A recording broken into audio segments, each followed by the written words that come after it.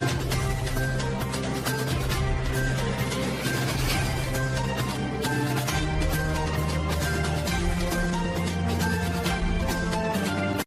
time about why you should never, ever, ever do drugs. So a little background information. In my town, on the 15th of June this year, 2 girls got kidnapped in my hometown. So I kind of knew these 2 girls. I mean, they went to my school, but that was really it. Because low-key, I didn't want to be friends with them, and I kind of hated them. They were in 7th grade, I was in 8th grade, so they were probably like a year younger than me. Anyway, so it was a Wednesday, and the last time they had been seen was at 8 p.m. with a 30-year-old man. They were supposedly doing drugs outside of a McDonald's. Well, I guess this man saw that they had been doing drugs, and he wanted some. Before that, I guess he kind of eased into the question because he was like talking to them, getting to know them, and I guess he thought he had a really good shot at getting some drugs. But when he asked, they said no.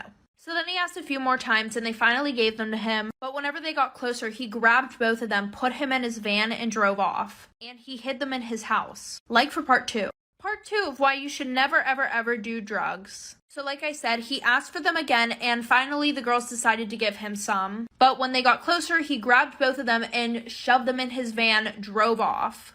Well, he ended up driving to his house and decided to hide them there. Well, one of the girls' aunts posted something on Facebook saying that both of them were missing, and soon the news made an article that literally said, "Drug addict and her friend gets kidnapped." They went missing for like 6 days, and on the 22nd of June, they were found, but now they won't stop bragging about how fun it was to get kidnapped. And that is why, still to this day, I absolutely despise these girls. Am I wrong for breaking my promise to my husband and letting others meet our newborn before him?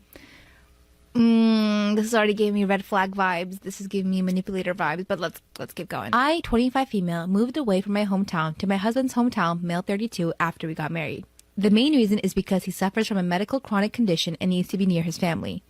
Red flag number 2.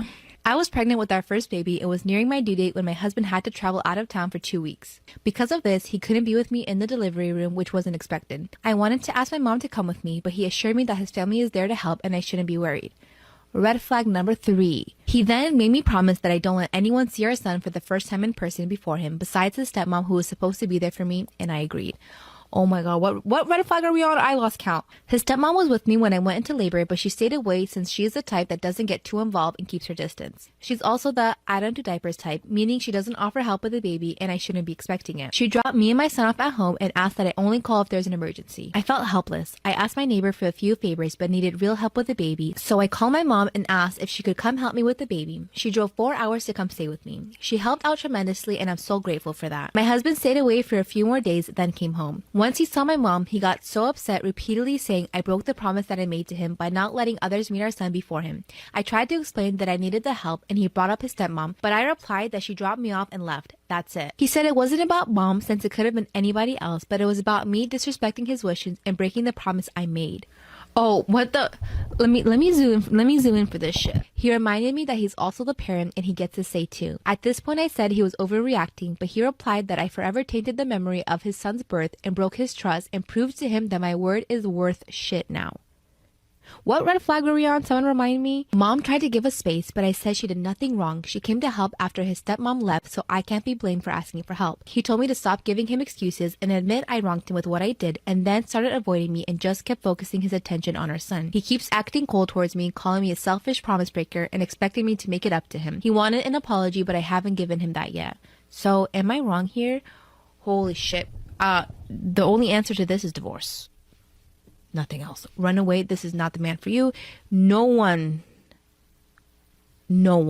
deserves to be talked to like that. Especially after you pushed out his baby and he wasn't even motherfucking there.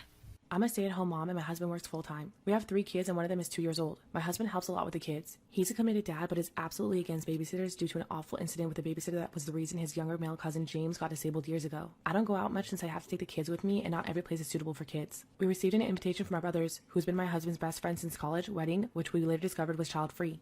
My brother lives states away, so the entire trip will take 4 days, as well as my brother's in-laws' weekend dinner party. I told my husband that I want to go since it's been a while since I went to a wedding, and this one is special, and suggested that we get a trusted friend as a babysitter. He asked if I was serious to consider leaving our 2-year-old with a babysitter, and suggested that I do what I normally do and stay home with the kids while he goes to the wedding. I refused and said I have as much right to attend as him since we were both invited. He said it wasn't his fault that my brother wants a child-free wedding, and I should do this for the kids and sacrifice for their sake. I still refused and said it was unfair, and since he's the parent too, then he should stay also for the kids. He looked at me and said, "That's my best friend's wedding you're asking me to skip for Christ's sake. Are you kidding me?" Then said I was being petty for suggesting this, and I was basically choosing to go to a party over keeping our kids safe. He asked me to consider this a business trip, what I would do. Go with him and leave the kids? I said I understand his paranoia of babysitters, but really, all my friends have sitters, and at times they're really needed. He said I ought to know better than what my friends tell me, and this wasn't enough for discussion. When I kept arguing, he called me selfish and said he won't let me ruin this relationship with his friend because I was being spiteful for not being able to attend, and that my brother will understand my situation. He keeps asking who's more important, a wedding party or my kids, and said I was being unreasonable for making my attendance a hill to die on. Am I the asshole for refusing to stay home with the kids while my husband attends my brother's wedding? Okay, so here's a little story time, but it's a little TMI. So I'm really sensitive to like smells. If I smell bad, I know it. And if other people smell bad, I know it. And it bothers me so much. So I was filming a movie in Waco, Texas, and everything was fine. But a few days into the shoot, I started noticing that my armpits were smelling like rotten fruit. It's hard to describe how I smell. I can only compare it to guava. It bothered me so much. The next day I went to wardrobe and started sniffing all the clothes that I had worn the day before, and it all smelled like guava. So I went and picked up the Kopari deodorant. This is a coconut deodorant and it smells so good. When I was doing my research, I realized that this is like skincare for your armpits, and I use skincare on my face and my body. Why don't I do it on my armpits? It's also free of aluminum, baking soda, and it's 100% plant-based. I don't smell like guava anymore, thank God. If you have any embarrassing BO story times, let me know in the comments because I don't want to be the only one. Story time about how my boyfriend cheated on me with a 17-year-old girl. So when summer started, I started working at this new job. And I had a really good connection with one of my coworkers. And he was 28 years old. So we started talking, but I would get mad at him a lot because he would ignore my messages asking to hang out. And on top of that, every time that we got done with work, we would all go sit and eat, and he would sit next to this one girl. And by the way, she was 17. And I could see them flirting all the time. Well, finally, once summer ended, she moved away. And then I felt like I had a real chance to start dating him. So we started hanging out a lot and hooking up a lot. After a few months, I started taking our relationship serious. Well, apparently not for him, because there was this girl on his phone that he had been texting a lot. So weirdly enough, after that, I get a DM from the girl that he would always flirt with at work. And she asked me if I was dating him. And I said, yeah. And then she goes, oh, well, he's been texting me a lot. So then I blocked her and went and hooked up with one of his friends that night, like for part 2. Part 2 about how my boyfriend was cheating on me with a 17-year-old girl. So like I said, I hooked up with his friend that night, but I didn't tell him for a couple months because he would always say that we weren't dating, even though we were basically in a relationship. So we were doing really good until around Christmas time. So after he gave me my gifts, which was socks and a candle, he left for Massachusetts. I don't know if I said that right. And a month before this, I had unblocked the girl that he was flirting with. So weirdly enough, after he left, she DM'd me, basically asking if I was still dating him again. And I was like, yeah, why? And she goes, well, I need to tell you something. He actually took my virginity, and he's been sending me a lot of gifts, like a record player and albums, and we've been talking on the phone every night. So when I confronted him about it, he said he felt bad for her because he took her virginity. So after that, I confessed to hooking up with his best friend and called him a child predator. Crazy story time about how I found my aunt and my boyfriend hooking up at a family function. So every year, my mom and stepdad would have a Christmas party, and everyone from both sides of the family would come. And I also invited my boyfriend. And at this time, my boyfriend and I were both juniors in high school. So everybody came to the party and everything was going good. Well, like an hour into the party, all the adults were super drunk. So before we all opened gifts, I decided to help my mom clean up dinner. So while I'm washing the dishes, I look over and my aunt and boyfriend are talking a lot. And she started to get really touchy with him, but I didn't think anything of it because she was super drunk. So after I'm done cleaning up, we all start opening gifts. And my boyfriend goes up to my room to go get his phone off the charger. And after he went upstairs, my aunt was like, oh, I need to go throw up. So about 10 minutes goes past and my boyfriend's still up in the room grabbing his phone, so I went to check on him. And I walk upstairs to see my aunt and my boyfriend laying on my bed making out. Like for part 2. Part 2 to how I caught my aunt and my boyfriend hooking up at a family function. So like I said, they are laying on my bed making out. Doors wide open, they don't even bother to shut the door. And both of their shirts are off. And I think I should just put in here, my aunt is like 28. She's on my stepdad's side. She's really young. So they look up and my aunt's just like drunk as fuck looking at me. And she's like, do you want to join? Like, bitch, what the fuck? So I'm just like shook and I start screaming. Everybody rushes up the stairs and my mom pushes me out of the way and sees my boyfriend and my aunt laying on my bed with their shirts off. So my mom starts screaming at everybody. So my mom calls the cops, says that an adult is touching an underage boy, and she calls his mom, tells her what happened. So my boyfriend and I broke up, so that spread around the whole school, and word got out that they actually started seeing each other. Story time about how I woke up to my best friend having a seizure. A little background information. So my close friend invited me over to his house to spend the night. And we're gonna call him Jay. Well, Jay and I got to his house and his parents are really strict, so he had to sneak me in. So he told me to wait by the garage. And as soon as he opens the front door to his house, I hear his parents screaming. So he's inside fighting with his parents. I'm outside freezing my ass off. So an hour later, he comes out to get me, walks me through the garage, and I have to hide in this crawl space. So while I'm hiding in this crawl space, him and his parents are still arguing. And his parents walk past where I was like 5 times. So his mom gets in the car and leaves. She said she was going to kill herself. His dad comes into the garage, starts crying. I literally witnessed him have a mental fucking breakdown. Then his mom came back, said that she hated everybody. So then Jay purposely bangs his head off of the kitchen table 2 times. So when he came into the garage to get me, he had an ice pack on his head. Then we snuck up to his room like for part 2.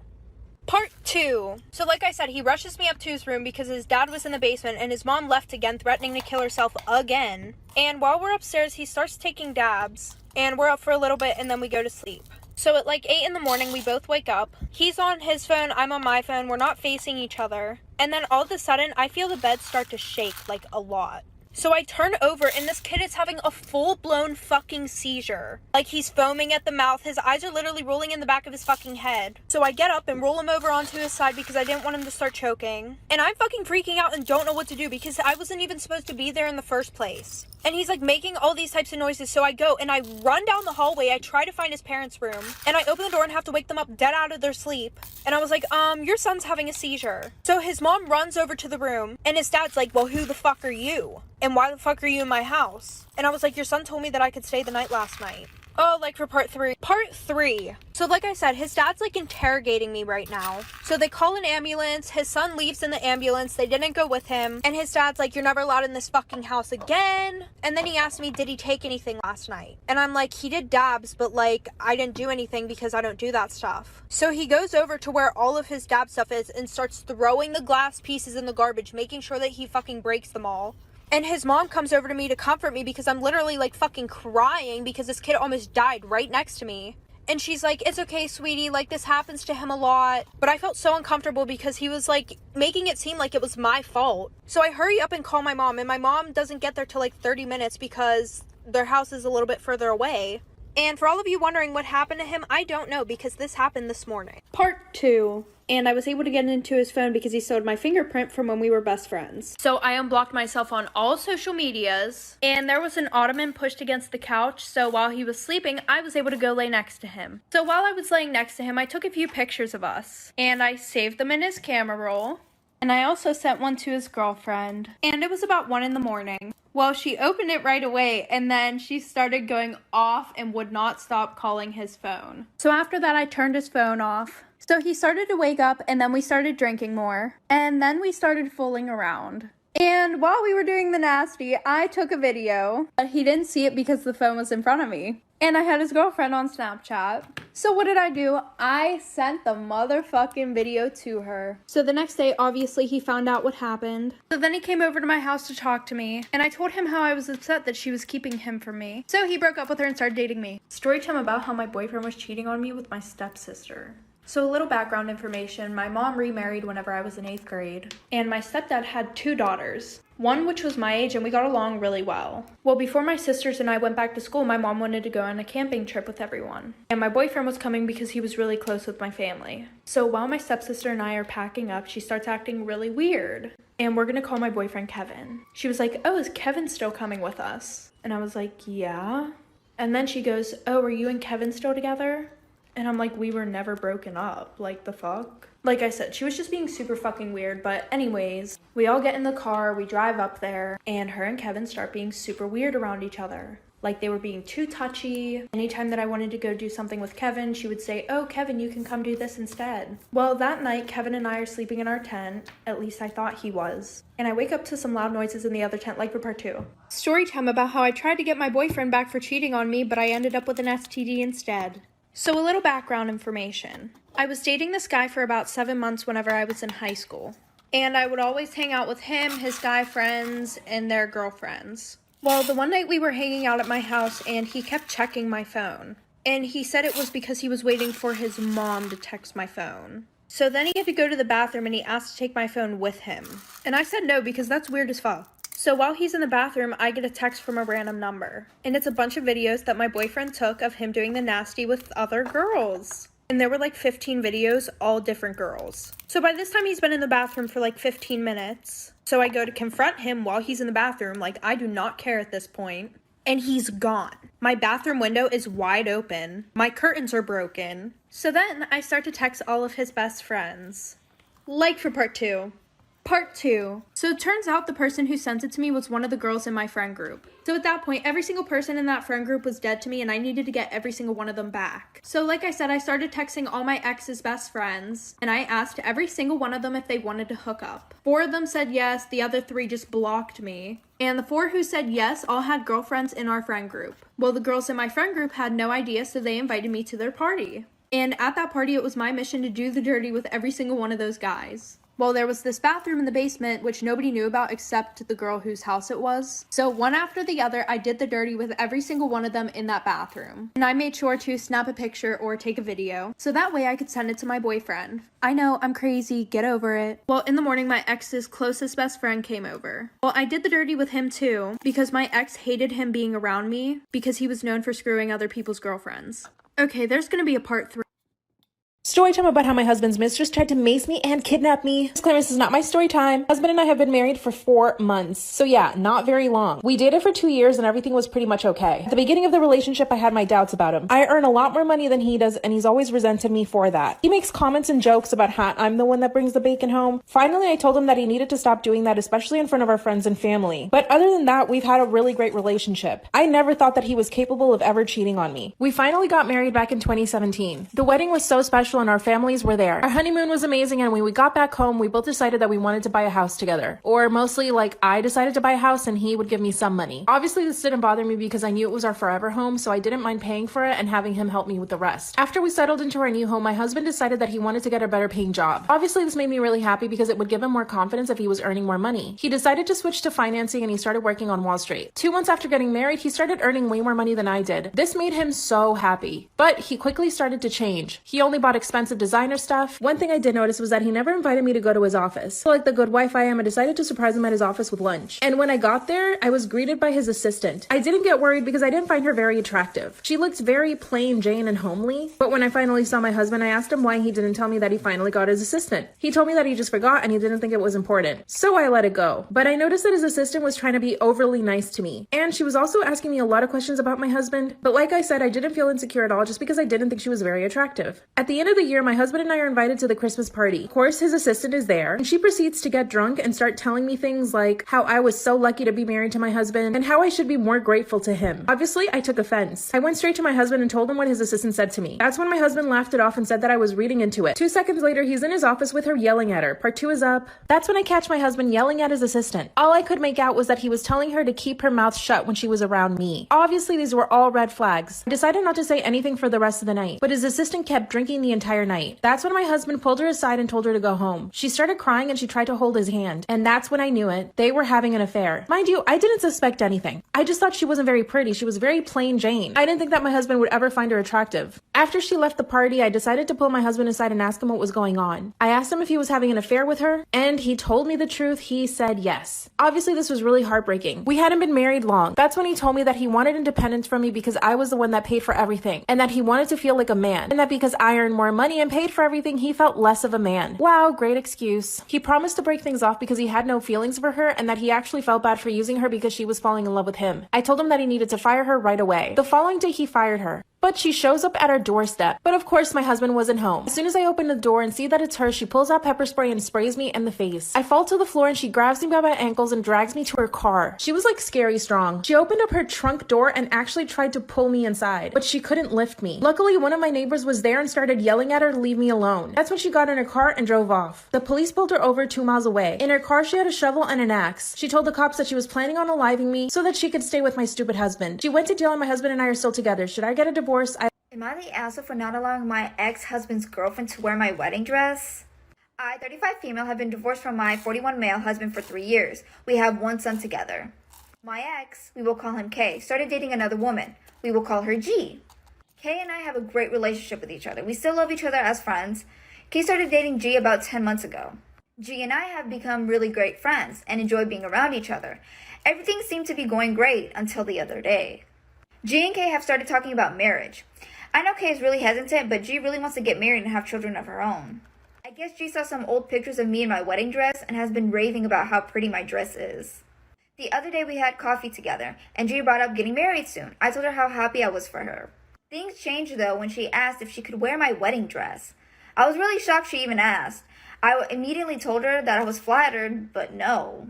She immediately got extremely pouty and started to ask why. I explained that I wasn't comfortable with her wearing my dress to marry my ex-husband. She got really upset and started to cause a scene. I walked out knowing that she wasn't going to calm down. About an hour later, my ex-husband called, asking what happened. When I told him, he completely understood and was on my side. But it didn't end there.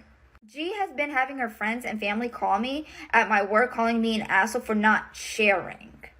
G is claiming that I'm not over K and that I'm just doing this to ruin her wedding. While it's true that I'm not over K, a part of me just doesn't feel comfortable having her wear my dress. This whole argument has really put a strain on my ex's and I's relationship and the relationship around my son. Part of me feels like I should give in, but I still don't feel comfortable with it. So am I the asshole for not letting her wear my dress? Am I the asshole for refusing to babysit for my sister and leaving her without anyone to watch her kids? I'm 18 female, still in high school, paralyzed. My mom is 45, my sister is 28, and has 3 boys, ages 10, 6, and 3. 4 years ago, I was in a car accident and came out paralyzed from the waist down. It has been hell having to learn a new way of life, but I haven't let that stop me.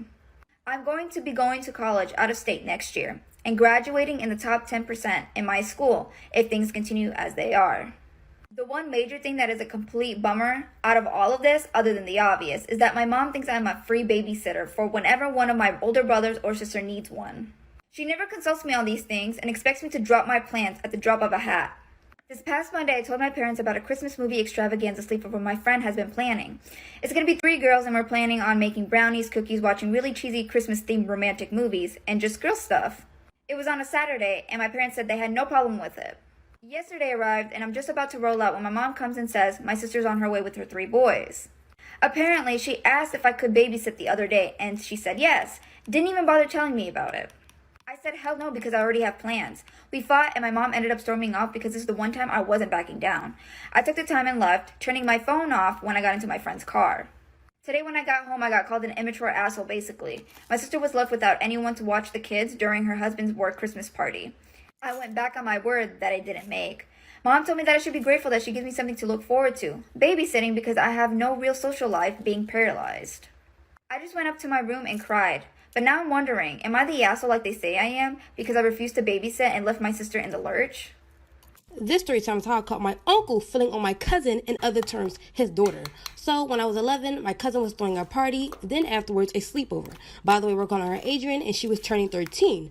So the day of the party, me and my other sister were dropped off by my dad, and we were dropped off very early, maybe 5 hours before the party, and that's because he had to go to work, and my uncle didn't mind taking us all together to the party. Plus, we got to help them set up for the party. When we arrived, we went to Adrian's room, and she got her hair done. It looked so good. When we were talking to her, she just seemed so sad. And you know, when you're younger, you can tell when things are off. She seemed bratty, and she would say that she hated her mom and her dad. To me, I'm like, why? She had the perfect life. Fast forward, she throws the party, and when it's all over, we go back to her house for the slumber party. We ate snacks, played games, watched movies till we fell asleep. I'm a light sleeper. And when everyone was asleep, my uncle came in the living room, tapped on Adrian's shoulder, and told her she got to go to sleep in her bed tonight. Let me know if I... This is part 2 of how I caught my uncle touching on my cousin, in other terms, his daughter. So early before, I told you guys everyone went to sleep. We were all asleep in the living room floor in front of the TV, and my uncle tapped on Adrian, telling her that she needed to sleep in her bed tonight. I'm a light sleeper, and I was woke the whole time. Adrian was still asleep, so my uncle picked her up and took her to her room. I was confused on why she had to go to sleep in her room because everyone was asleep downstairs. So 15 minutes passed. I'm still waiting there bored. I don't know what came to me, but I was just curious to see if Adrian was up. I mean, she might have been because I would have woke up if I was switched to a new room. I don't know. I just went up. When I got upstairs, I opened the door. Adrian was asleep, but she was completely naked, and my uncle was sitting right next to her, touching on her. I'm out of time. Let me know if I should make a part 3. This is part 3 of how I caught my uncle touching on my cousin, in other terms, his daughter. Like I said, I couldn't sleep, so I went upstairs to see if Adrian was up. When I opened up the door, Adrian was asleep, but she was naked, and my uncle was touching on her. I got scared and was about to run downstairs, but he ran after me, covered up my mouth, and sat me back down in the room. I started crying, and he said if I didn't shut up, he was going to beat me, so I shut right up. In the midst of it all, when he was standing up, I didn't notice before, but he had on no pants. I started sniffling, and the noise I was making had woke Adrian up. She looked at me, then looked at herself and saw that she had on no clothes. She jumped back and immediately wrapped herself up in a blanket. I started crying again, and my uncle said, if you don't shut up, girl, I'm going to smack you. Then Adrian yelled at him and said, don't hurt her. And immediately, he popped her and said, what I tell you about talking back? And from there, Adrian just sat there frozen, touching her face, and I shut right up. This is part 3 of how I caught my uncle touching on my cousin, in other terms, his daughter. And I had to remake this because TikTok took down my video that I made yesterday. Like I said yesterday, I couldn't sleep, so I went upstairs to see if Adrian was up. When I opened the door, Adrian was asleep, but she was naked, and my uncle was on her. I got scared and was about to run downstairs, but he ran after me and set me back down in the room. I started crying, and he said if I didn't shut up, he was going to do something to me, so I shut right up.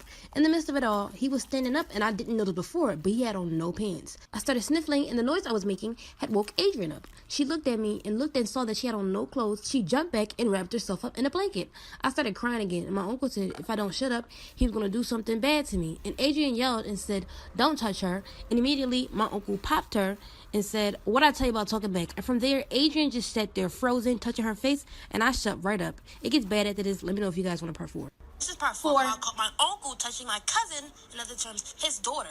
So, after my uncle popped Adrian, she got real quiet. Then out of nowhere, she started burst out crying. My uncle was trying to tell her to be quiet, but she just got louder. I don't know what it was, but as soon as I saw her crying, I started crying too. Immediately, Adrian's mom busted in the room asking what's going on. My uncle was trying to convince her that everything was okay. She grabbed Adrian and saw that she was naked. Adrian's mom started to get upset. At this point, everyone was waking up. She took both me and Adrian out of the room and yelled at my uncle, telling him to throw his clothes on and go. We went to the bathroom and she asked us questions. I told her what I saw, and Adrian told her everything, even things I didn't even heard about. It seemed like her mom had speculations that this was all going on, and her mom started crying. Towards the end, I really don't know what they did afterwards. I told my dad, and from there, me and my sister was never allowed over my cousin's house, and I haven't seen her in 8 years. This story time is how I found out my toxic ex-best friend pretended to be a guy so she could date me. In other words, I was catfish. So back in February when the coronavirus first started out, everyone had to stay home. My best friend at the time, which we're calling Tina, older brother had caught the virus, and I felt bad for the family because they could also be infected. Me, on the other hand, I lived with my older sister who recently had my niece and my 2 grandparents. I told Tina the only way we'd be able to talk was through phone and call and text messages because I was afraid that she would infect me and I would infect my family. As weeks go by, she tells me that she misses me, and of course I miss her also. At one point, she starts to get jealous because I start texting other people, and from there, I started to distance myself, but not purposely. One day, I got a DM from this really cute guy, which we're calling Bryson. He came up with a corny line, but I thought it was cute. He was really nice, and we talked as though we knew each other for years. As the number of cases of coronavirus go down, I tell him we should go on a date. Guys, this is when it gets weird. This is part 2 of how I found out my toxic ex-best friend pretended to be a guy so she could date me. So after we talked for about 4 months, I tell him that we should go out and finally meet face to face. He's like, I don't know yet. If I go somewhere, I like to take you somewhere really nice, so I might have to save up. I was like, we don't need to do anything fancy. I just want to finally meet you. He's like, I need more time. So I was patient and waited a whole month. I told him, let's meet. He's like, I'm not ready yet. And I said, if we don't go out this weekend, then I'm done talking to you. So he finally agreed to go to the movie theater with me. When we finally meet, I was so surprised because he was short. I expected him to be taller by now. His pictures looked like he was taller. He had a black hoodie on, and his face was partially covered up. I was like, are you good? His voice was raspy. He says he lost his voice. When the movie was over, we got up and left the theater. When it was time to leave, we gave hugs, and he kissed me. As he's hugging me, I feel breath. It gets really weird after this. Part 3 will be up soon. This is part 3 of how I found out my toxic best friend pretended to be a guy so she could date me. So after the movie was over, we stepped outside and I said goodbye. He hugs and kisses me and I immediately feel breasts. I'm like, what the? And it pushes him away and his hoodie flew off. Well, her hoodie fell off. I found out that this guy was my best friend, Tina. I'm like, what the hell, Tina? Why are you here? She's like, I'm so sorry. I asked her again, why are you here? She then explains to me that she pretended to be the guy I was talking to because she wanted to get closer to me. I was freaked out because I thought I was talking to someone else this whole time for 5 months. I got so wrapped up over this guy that didn't even exist and told things to that I never told anyone. But then I got so disgusted because I couldn't believe my own best friend would do that. And I feel like if we never met, I probably would still be talking to this fake man. At the end, I completely blocked her and stopped being her friend. Storytime are the most dirtiest college roommate ever. By the way, we're calling her Jessie. So I moved in before Jessie and I get settled and decorate. The next day, she comes and throws her bag on the bed, then leaves. I thought it was weird because she didn't even say anything to me. A couple hours later, she comes back and I'm like, hello? And she's like, my bad, and comes giving me a hug. She smelled very bad. She starts unpacking all of her clothes and blankets, but they smelled like mildew. Anyways, a week later, there's this party going on for freshmen, and she goes, but I stay in because I had a migraine. I told her that when she comes back, can she keep the light off? Now it's 2 a.m., and she comes back in very loud, uses the bathroom, then goes to sleep. And now I'm up, so I got up to use the bathroom too. When I sit down on the toilet, I feel something very squishy. It was dark because, like I said, I had a migraine. I get up, turn the light on, and I was sitting in her shit.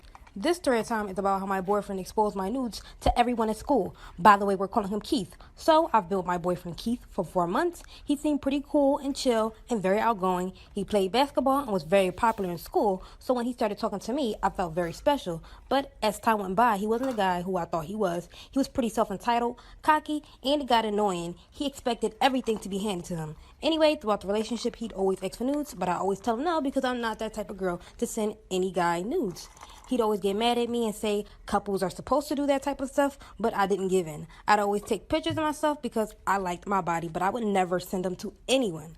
One day, Keith comes over to my house. We chilled for a little bit, and then my mom had called me.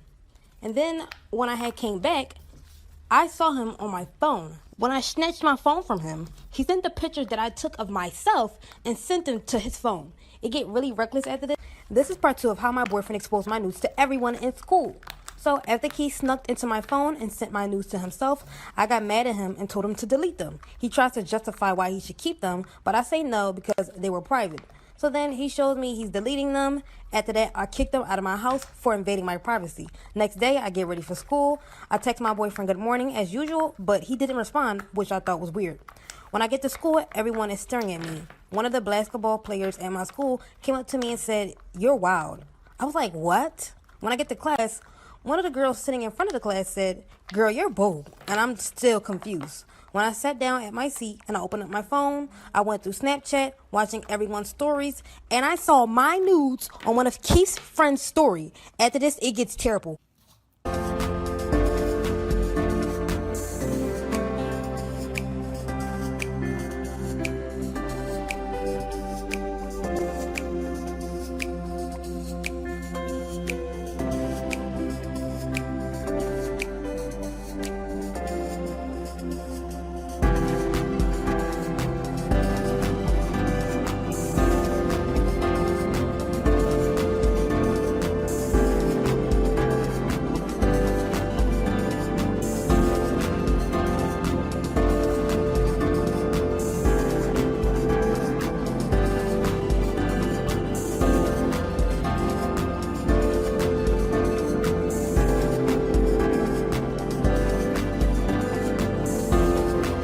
I embarrassed myself so much today. Like, so many different times. I hate my life. Like, I hate myself. Like, I was driving to see a turn. Okay, why do I look like a cone. Okay, I'm giving Conehead. Anyways, I was driving to see Eternals, right? Because Spider-Man's like booked up. Like I don't want to catch COVID. Like I don't, you know. Anyways, so I was going to see Eternals, and like on the same street as the theater, I'm like turning, and all of a sudden, like I see just a shit ton of cops, like all over, like just cop cars, ambulance, like whole thing, and like obviously, like I was just like so distracted by that, so I was just like driving.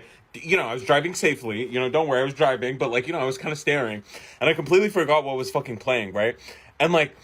You know, like you just don't pay attention, and it was on blast, all my windows down, and this was playing, like while someone was getting fucking arrested. Dua Lipa's version too, like to make it even more embarrassing. Whatever. Anyways, so like that was happening, and like what kills me is that like I stopped at a stop sign, like not a stop sign, like I was at a red light, and I was just stopped there for like a good minute. People staring at what's going on. I'm in their direction, so now they're staring at me, and now Sugar is blasting. And I'm not paying attention because I'm also fucking staring. And by the time that I started paying attention, it was like when all the cops started staring at me too. And I was like, oh my God, like, they're all like, okay, like, and I just like, you know, like, I hate my life. Like, I hate it. And to make it worse, when I actually got into the theater, I like was 15 minutes late because of, you know, the situation. So I sit down. I'm like, you know, watching, everything's whatever. I get the gist of what was going on. And like, it was a scene that I didn't give a shit about. So I kind of like left to get popcorn because, you know, like, you know, popcorn. It's my first movie since COVID, okay? So like, I got my popcorn, I said, and I'm like walking up the stairs, I fall because, you know, that's fucking embarrassing, whatever. But like, it happens. It's not that big of a deal. It's not that big of a deal, right? Like, it's not that embarrassing. I've fallen before in a movie theater. It's so dark, like no one cares. No. Someone did see me. Someone did care. And of course, it was a scene where someone was fucking shooting lights out of their fucking fingers or some shit. And like, you just see me falling in flash. You know what I mean? Like, it's like, and like, I fall. And like, these teenagers see me and they're laughing. They're die laughing. And one of them just starts it off and just goes like, did that dude just fall? And then they all start laughing at me. And like, I was so embarrassed. It was the last, like, I don't know, I left. Like, I honestly left. I was so embarrassed. Like, I couldn't deal with it.